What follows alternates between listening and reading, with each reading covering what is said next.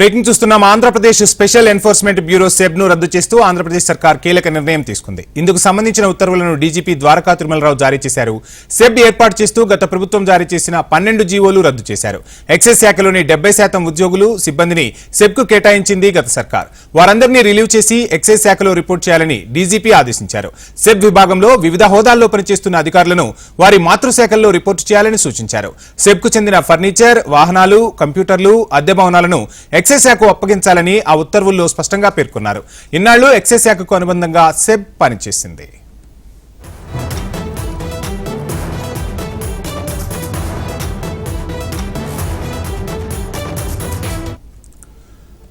Andhra Pradesh special enforcement bureau SEB ను రద్దు చేస్తూ ఆంధ్రప్రదేశ్ సర్కార్ కీలక నిర్ణయం తీసుకుంది. ఇందుకు సంబంధించిన ఉత్తర్వులను డీజీపీ ద్వారకా తిరుమలరావు జారీ చేశారు. సెబ్ రద్దుకు సంబంధించి ఫుల్ డీటెయిల్స్ మా ప్రతినిధి కాంతి అందిస్తారు. కాంతి,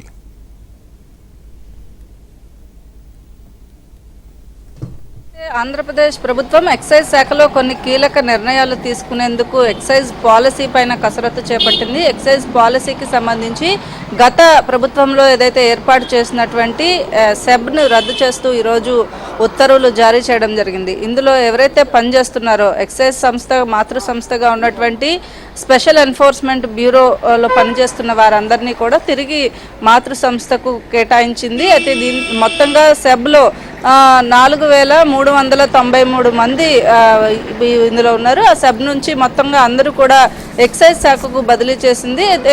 ఏదైతే స్పెషల్ ఎన్ఫోర్స్మెంట్ బ్యూరో పేరుతోటి అన్ని జిల్లాలలో కూడా ఏదైతే ఏర్పాటు చేశారో వాటికి సంబంధించినటువంటి ఫర్నిచర్ కావచ్చు, ఆఫీసులు, అలాగే మిగిలిన ల్యాప్టాప్స్ ఇటువంటివన్నిటినీ కూడా ఎక్సైజ్ శాఖ ఆధీనంలో తీసుకువస్తూ జీవోని ఇవ్వడం జరిగింది. ఏవైతే వివిధ జీవోలను ఎక్సైజ్ శాఖ కాకుండా స్పెషల్ ఎన్ఫోర్స్మెంట్ బ్యూరో ఇచ్చిందో ఆ జీవోస్ అన్నింటినీ కూడా రద్దు చేస్తూ నిర్ణయం తీసుకుంది. ఎక్సైజ్ శాఖలో ప్రక్షాళన చేయాలని కూటమి ప్రభుత్వం మొదటి నుంచి పదే చెప్తున్నప్పటికీ ఇప్పుడు ఆచరణలోకి తీసుకువచ్చిందనే చెప్పుకోవాలి. ఎక్సైజ్ శాఖకు సంబంధించినటువంటి విషయంలో కొత్త మద్యం పాలసీ కావచ్చు, సెబ్ రద్దు చేయడము, ఇటువంటివన్నీ నిర్ణయాలను తీసుకుంటూ ఆంధ్రప్రదేశ్ ప్రభుత్వం ముందుకు వెళ్తోంది. ఇందులో భాగంగానే సెబ్ రద్దు అనేది ఒక కీలక నిర్ణయంగా తీసుకోవచ్చు. ప్రతి జిల్లాలోనూ ఎక్సైజ్ శాఖకు సంబంధించినటువంటి ఒక స్టేషన్ అరేంజ్ చేయడంతో పాటుగా ఇప్పటి వరకు సెబ్ పేరుతోటి ప్రతి జిల్లాలో ఏదైతే నిర్వహించారో అలా కాకుండా ఎక్సైజ్ పోలీస్ స్టేషన్స్ని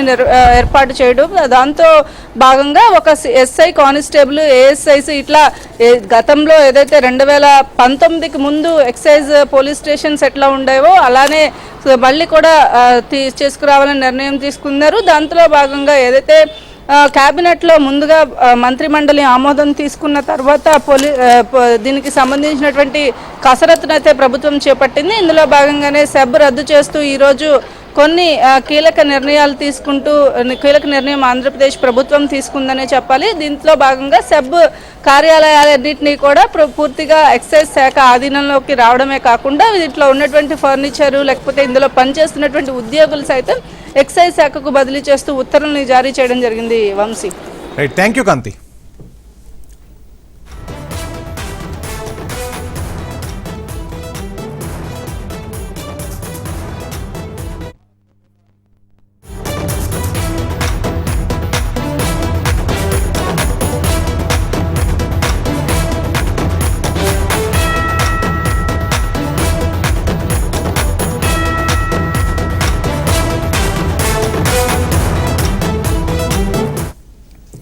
మరో బ్రేకింగ్ చూస్తున్నాం. హిమాచల్ ప్రదేశ్ రాజధాని సిమ్లాలో ఉద్రిక్త పరిస్థితులు నెలకొన్నాయి. సంజౌలి ప్రాంతంలో నిర్మించిన మసీదులో అక్రమంగా అదనపు అంతస్తులు నిర్మించారని ఆరోపిస్తూ స్థానికులు తమ నిరసన వ్యక్తం చేశారు.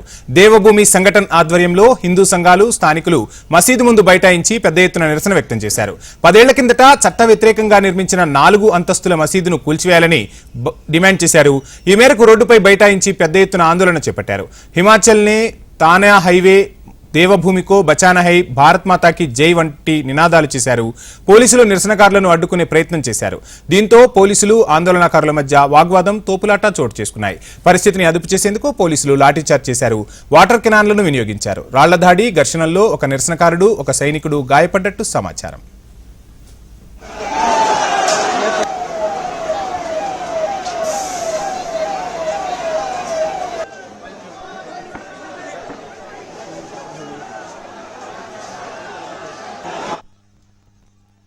మసీదులు అదనపు అంతస్తుల నిర్మాణాలపై కొన్ని హిందూ సంఘాలు నిరసనకు పిలుపునిచ్చాయి. నిషేధాజ్ఞలను సైతం లెక్క చేయకుండా నిరసనకారులు బారికేడ్లను దాటుకుంటూ దూసుకురావడంతో తీవ్ర ఉద్రిక్త పరిస్థితి నెలకొంది. నిరసన ప్రదర్శనకు ముందు ఢిల్లీ సొరంగం వద్ద భారీగా పోలీసులు మోహరించారు. ఎలాంటి అవాంఛనీయ ఘటనలు జరగకుండా చెక్పోస్టులు ఏర్పాటు చేసి వాహనాలను తనిఖీ చేశారు. అయినప్పటికీ ఉద్రిక్త పరిస్థితులు నెలకొన్నాయి. వాటర్ కెనాన్లతో ముందుకు రాకుండా నిరసనకారులను పోలీసులు అడ్డుకున్నారు. పోలీసులు పలుమార్లు విజ్ఞప్తి చేసినా నిరసనకారులు కట్టడాన్ని కూల్చివేయాలంటూ నినాదాలు చేశారు. అనధికార మసీదు నిర్మాణంపై అధికారులకు తాము ఎన్నిసార్లు ఫిర్యాదు చేసినా పట్టించుకోలేదని వాపోయారు. అది ప్రార్థనా మందిరమా కాదా అనేది ప్రశ్న కాదని, కట్టడం చట్టబద్ధతనే తాము ప్రశ్నిస్తున్నామని అన్నారు నిరసనకారులు.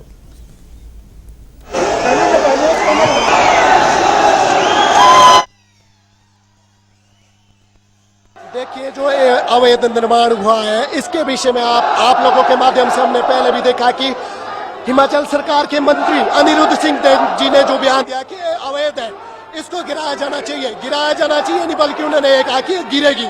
लेकिन आज जो हिमाचल प्रदेश के मुख्यमंत्री है उन्होंने हिंदू समाज के साथ खिलवाड़ करते हुए महिलाओं पे लाठीचार्ज और हिंदू समाज पे लाठीचार्ज किया। ये बहुत ही शर्मनाक है। यहाँ का जो पूरा हिंदू समाज है शांतिपूर्ण तरीके से सुनचोली में धरना करने जा रहा था, लेकिन सुक्खू सरकार के पुलिस प्रशासन द्वारा लाठीचार्ज किया गया और हमारी जो सभी लोग थे उनको अलग अलग। ఈ వివాదం 2010 నాటిది. తొలుత దుకాణం ఉన్న చోట నిర్మాణం ప్రారంభమైంది. పలు నోటీసులు ఇచ్చినప్పటికీ మసీదును 6,750 చదరపు అడుగుల విస్తరించారు. ఇది హిమాచల్ ప్రభుత్వానికి చెందిన భూమిగా చెబుతుండగా మసీదు ఇమాం మాత్రం ఇది 1947 క్రితం నాటిదని, వక్ఫ్ బోర్డుకు చెందిన ఆస్తి అని చెబుతున్నారు. 2010 నుంచి 45 సార్లు ఇదే అంశంపై విచారణ జరిగినా తుది నిర్ణయానికి రాలేకపోయారు. ఈ వ్యవధిలో మసీదు నిర్మాణం 2 అంతస్తుల నుంచి 5 అంతస్తులకు పెరిగింది. 2023లో కార్పొరేషన్ మసీదులోని మరుగుదొడ్లను కూల్చివేసింది. తాజాగా ఆగస్టు 31న ఇరు వర్గాల మధ్య వాగ్వాదం జరగడంతో వివాదం మళ్లీ రాజుకుంది. దీంతో మసీదు అక్రమ నిర్మాణాన్ని కూల్చివేయాలని హిందూ సంస్థలు డిమాండ్ చేశాయి. సెప్టెంబర్ 1న సంఝోలీలో, సెప్టెంబర్ 5న చౌర్ మైదాన్లో ప్రదర్శన నిర్వహించారు. ఎలాంటి చర్యలు తీసుకోకపోవడంతో ఇవాళ హిందూ సంఘాలు నిరసనకు పిలుపునిచ్చాయి. అది కాస్త ఉద్రిక్తతకు దారితీసింది.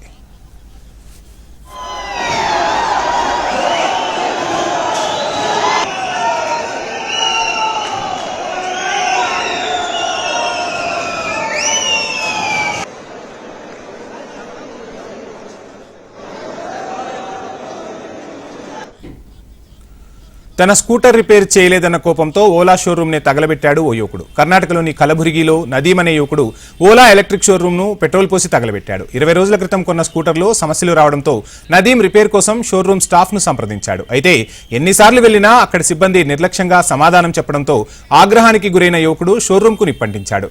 ఈ ఘటనలో దాదాపు 6 స్కూటర్లు అగ్నికి ఆహుతయ్యాయి. నిందితుడు నదీం ను పోలీసులు అదుపులోకి తీసుకున్నట్లు తెలుస్తోంది.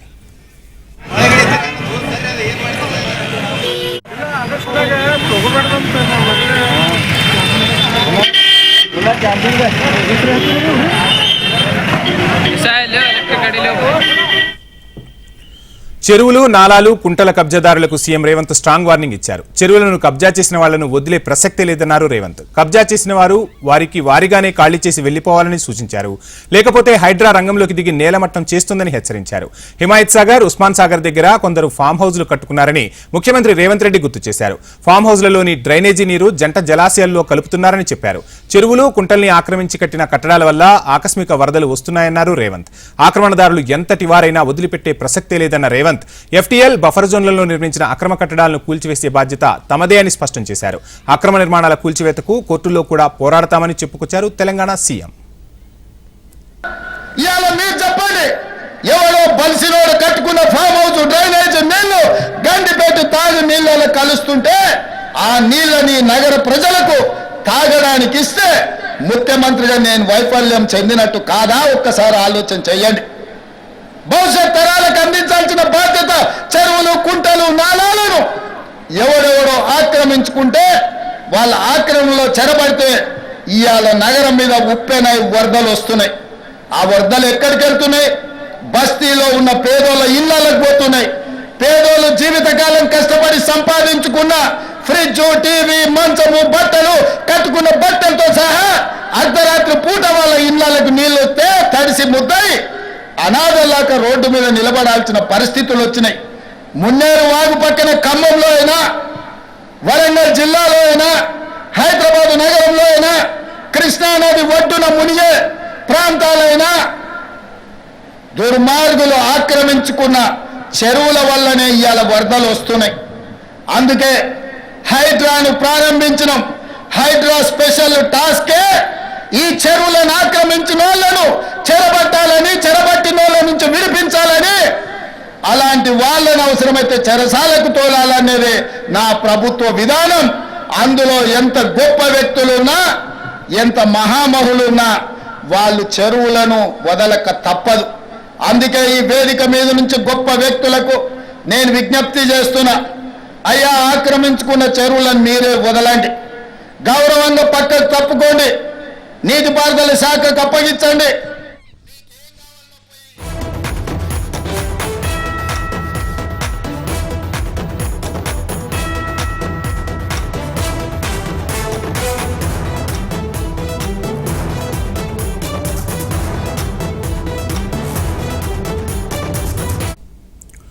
బ్రేకింగ్ చూస్తున్నాం. సెప్టెంబర్ 17పై తెలంగాణ సర్కార్ కీలక నిర్ణయం తీసుకుంది. తెలంగాణ ప్రజాపాలనా దినోత్సవంగా నిర్వహించాలని సంకల్పించింది. తెలంగాణ ప్రజాపాలనా దినోత్సవం సందర్భంగా అన్ని జిల్లాల్లో జెండాలు ఎగరవేయనున్నారు మంత్రులు, సలహాదారులు, కార్పొరేషన్ చైర్మన్లు కూడా పాల్గొంటారు. హైదరాబాద్ లో సీఎం రేవంత్ రెడ్డి జెండా ఎగరవేయనున్నట్లుగా తెలుస్తోంది. తెలంగాణ సర్కార్ నిర్ణయంతో గత కొంతకాలంగా సెప్టెంబర్ 17 నిర్వహణపై నెలకొన్న సందిగ్ధతకు తెరపడింది. గత ప్రభుత్వం సెప్టెంబర్ 17ను తెలంగాణ విలీన దినోత్సవంగా ప్రకటించింది. అటు కేంద్ర సర్కార్ సెప్టెంబర్ 17ను తెలంగాణ విమోచన దినోత్సవంగా జరుపుకుంటోంది. ఇప్పుడు కాంగ్రెస్ సర్కార్ సెప్టెంబర్ 17ను తెలంగాణ ప్రజాపాలనా దినోత్సవంగా ప్రకటించింది.